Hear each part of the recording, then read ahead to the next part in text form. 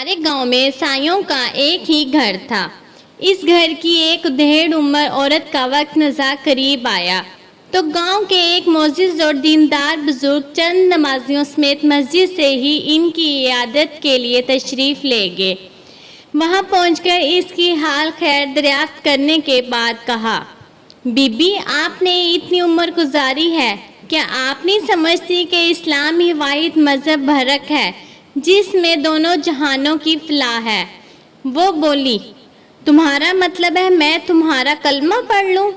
بزرگ کہنے لگے، جی ہاں، ہم چاہتے ہیں کہ آپ کی آخرت سنور جائے، اللہ پاک اس کی برکت سے پورے گاؤں پر رحمت فرمائیں گے۔ وہ کہنے لگی، پڑھ لیتی ہوں میں کلمہ، مگر مجھے کس نبی کا کلمہ پڑھاؤ گے؟ نوری نبی کا یا نبی بشر کا؟ میں نے اپنی ہوش سے لے کر آج تک یہی دیکھا ہے کہ تم لوگوں نے اپنے نبی کو اختلافات کا محور بھی بنائے رکھا ہے۔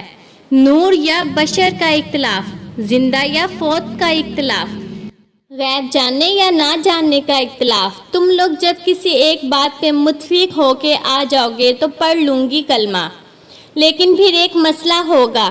وہ کہنے لگی، کلمہ پڑھنے کے بعد کوئی کہے گا بریلوی ہو جا، کوئی کہے گا اہل حدیث ہو جا، کوئی کہے گا دیوبندی ہو جا، پھر میں کدھر جاؤں؟ تم لوگوں نے تو دین کے ٹکڑے ٹکڑے کر دیے، اور جس کے پاس جتنا ٹکڑا آیا وہ پہلے تو اسے باپ دادا کا فرقہ، پھر انا کا مسئلہ بنا کر اتنے سے دین کی ہی پرستش کرتا چلا گیا۔ پہلے خود کو تو اپنے باپ دادا کی بجائے اپنے نبی کے دین پہ لے آؤ، پھر میں بھی تمہارا دین قبول کر لوں گی۔ وہ بزرگ اپنا سا منہ لے کے رہ گئے، ان کے پاس کہنے کو کچھ نہیں بچا تھا۔